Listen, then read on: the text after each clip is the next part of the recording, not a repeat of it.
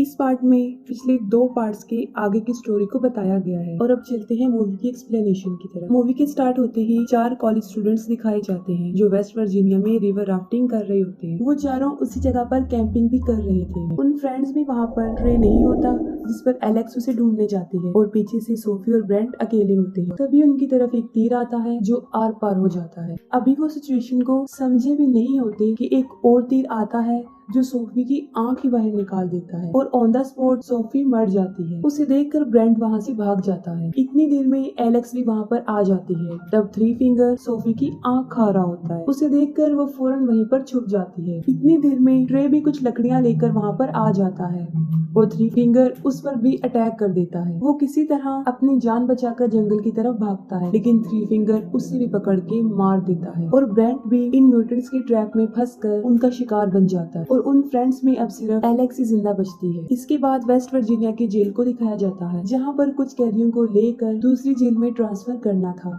और ये जिम्मेदारी 3 पुलिस ऑफिसर्स को दी गई थी। वो टोटल कैदी 5 थे जिनमें एक था जेविस जो माफिया ऑर्गेनाइजेशन का हेड था और ये सब कुछ उसी के लिए हो रहा था। उनका ट्रांसफर 2 हफ्ते बाद होना था, लेकिन पुलिस को ये पता चलता है कि जेविस के आदमी रास्ते में बस को हाईजैक कर सकते हैं और वो जेविस को छुड़वाकर ले जाएंगे। और यही वजह है कि उन्होंने इमरजेंसी ट्रांसफर प्लान किया और साथ में अपना रूट भी चेंज कर दिया। और उनका नया रूट वो खतरनाक वे था, यानी पेपर मिल रोड। वो सब कैदियों को बस में बिठाकर वहाँ से चल पड़ते हैं। रास्ते में वो एक पुलिस स्टेशन पर स्टॉप करते हैं और वहाँ पर उन्हें शेरिफ कार्ल और डेप्यूटी लेन मिलते हैं। और वहीं हमें 3 डोज भी दिखाया जाता है जो थ्री फिंगर का नेफ्यू है और ये वही है जो पिछले पार्ट में लास्ट सीन में एक छोटा बच्चा होता है जिसे थ्री फिंगर फीड कर रहा होता है। और अभी भी वो इतना बड़ा नहीं हुआ होता, लेकिन फिर भी वो ट्रैप सेटअप कर रहा होता है, लेकिन वो खुद ही ट्रैप में फंस जाता है। तब थ्री फिंगर आकर उसकी हेल्प करता है और फिर वो दोनों मिलकर उस सेटअप को बिल्कुल सेट करके वहाँ से चले जाते हैं। दूसरी तरफ वो सब पुलिस स्टेशन में कुछ देर रेस्ट करने के बाद अपनी जर्नी पर चल पड़ते। पेपर मिल रोड पर चढ़ते ही एक ट्रक उनका पीछा करने लग जाता है और वो थ्री फिंगर होता है। वो ट्रक के टायर में रेजर वायर फंसाकर उसे पंक्चर कर देता है, जिससे वो बस कंट्रोल से बाहर हो जाती है और रोड से नीचे गिर जाती है। थ्री फिंगर ट्रक से उतरकर उन्हें देखने जाता है, लेकिन उस वक्त उन पर हमला नहीं करता। पुलिस ऑफिसर ने सब कैदियों को बाहर निकालता है और इसी दौरान मौके का फायदा उठाकर जेविस उससे गन छीन लेता है। और तभी पीछे से पुलिस ऑफिसर प्रेस्लो आकर जेविस पर अपनी गन तान देता है, लेकिन इससे पहले कि वो कुछ कर सकता, एक चाकू आकर सीधा उसकी गर्दन में घुस जाता है, जिससे मौके पर ही उसकी मौत हो जाती है। सारे कैदी समझते हैं कि ये सब कुछ जेविस के आदमी कर रहे हैं और तभी जेविस पर भी तीरों की बारिश होना शुरू हो जाती है, जिससे वो फौरन समझ जाते हैं कि ये जेविस के आदमी तो नहीं कर सकते। जेविस नेट को कहता है कि वो सबकी हथकड़ियों को खोल दे, जिस पर नेट उसे जवाब देता है कि चाबी तो बस के अंदर ही रह गई है और बस को पूरी तरह आग लग चुकी थी और वो किसी भी टाइम ब्लास्ट हो सकती थी। एक पुलिस ऑफिसर वाल्टर भी बस के अंदर ही होता है और जब नेट चाबियां लेने बस में जाता है तो वो बिल्कुल ठीक वक्त पर वाल्टर को वहाँ से निकाल देता है। नेट जो चाबियां लेकर आया था वो बिल्कुल बेकार हो चुकी थी, लेकिन फिर भी जेविस उसे नहीं मारता क्योंकि उसे पता होता है कि सिर्फ नेट ही है जो उन्हें इस जंगल से निकाल सकता है। और तभी वो लोग आगे बढ़ते हैं और झाड़ियों में से एक लड़की बाहर निकलती है जो नेट पर अटैक कर देती है और वो लड़की एलेक्स थी। वो उन्हें बताती है कि यहाँ पर एक म्यूटेंट रहता है जो लोगों को मारने के बाद उन्हें खा लेता है, लेकिन कोई भी उसकी बात पर यकीन नहीं कर रहा था। हालांकि वो राफ्टिंग के बारे में भी बता चुकी थी, जिस पर जेविस उसे उनकी लोकेशन तक लेकर जाने का कहता है। उसका बात करने का अंदाज रिक्वेस्टिंग बिल्कुल भी नहीं था और वो उन्हें वहीं ले जाती है और रास्ते में उन्हें एक बस मिलती है जो बिल्कुल पलटी हुई होती है, जो पीछे से लॉक थी। जेविस नेट को उसकी कैब चेक करने के लिए भेजता है और वहाँ पर उसे उसकी चाबी और एक बंदूक मिल जाती है और वो गन वो वाल्टर को दे देता है। और जब वो वैन को चेक करते हैं तो वो देखते हैं कि वो पैसों से भरी हुई है। इतने पैसे देखकर वो सब हैरान हो जाते हैं और जेविस उन्हें 2-2 बैग उठाकर वहाँ से जाने को कहता है और सब लोग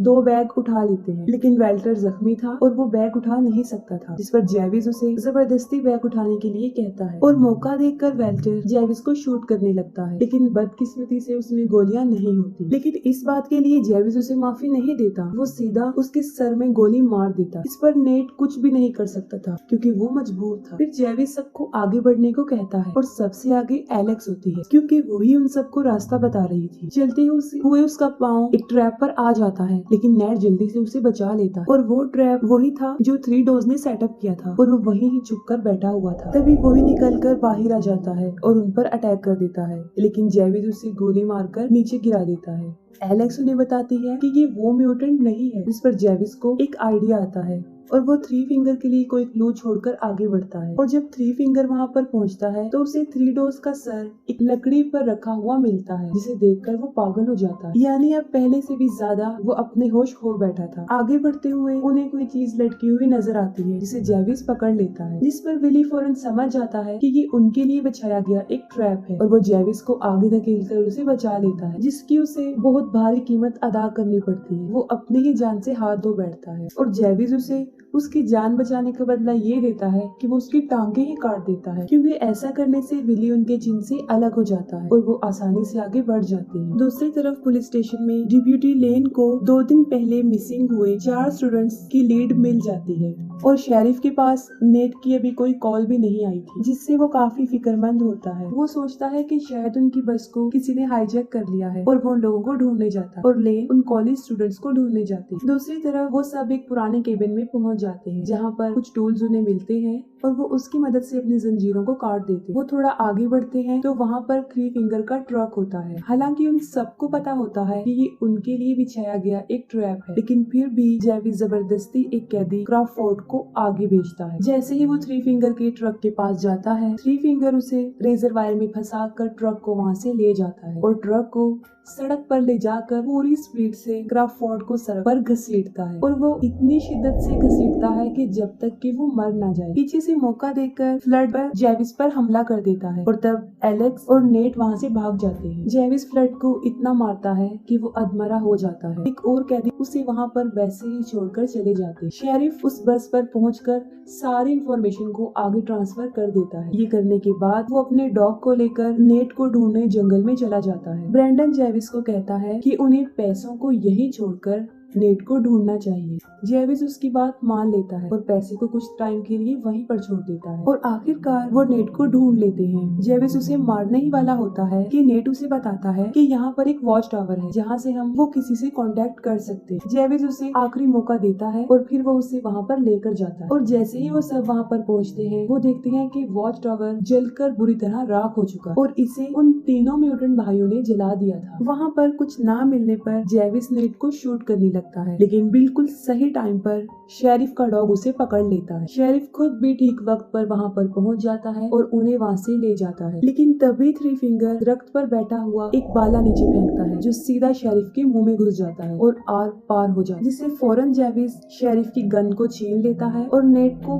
फिर से गन पॉइंट पर लाकर उसे ऑर्डर देता है और फिर वो अपना सारा पैसा लेने के लिए वापस जाता है। लेकिन फ्लड सारा कैश लेकर वहाँ से भाग रहा होता है और तभी जेविस को उसकी आवाज आ जाती है और वो फ्लड की तरफ बढ़ता है, लेकिन इससे पहले ही थ्री फिंगर मोलोटोव फेंक कर फ्लड को जला देता है और उसके साथ सारे पैसे भी जल जाते हैं। वो सब वहाँ से भागने की कोशिश करते हैं, लेकिन फिर से थ्री फिंगर का ट्रक उनके सामने आ जाता है और इस मर्तबा जेविस एलेक्स को उस ट्रक के सामने फेंक देता है और वो एलेक्स को लेकर ही वहाँ से चला जाता है। नेट उसे बचाने के लिए जाने लगता है, लेकिन जेविस उसे पकड़ लेता है और अभी उसे शूट करने ही वाला होता है। ब्रेंडन उसे मारकर बेहोश कर देता है और वो दोनों उसे वहीं पर छोड़कर अपने अपने रास्ते पर चल पड़ते हैं। थ्री फिंगर एलेक्स को लेकर अपने घर में जाकर बांध देता है और वहीं पर हमें डेप्टी लेन की बॉडी भी मिलती है, क्योंकि इससे पहले थ्री फिंगर उसे भी पकड़कर मार चुका था। ब्रेंडन वहाँ से भाग रहा होता है और इतनी ही देर में जेविस वहाँ पर आकर उसे मारकर बेहोश कर देता है। वो आगे बढ़ने लगता है, तभी थ्री फिंगर वहाँ पर पहुँच जाता है और उन दोनों की बहुत बड़ी लड़ाई होती है।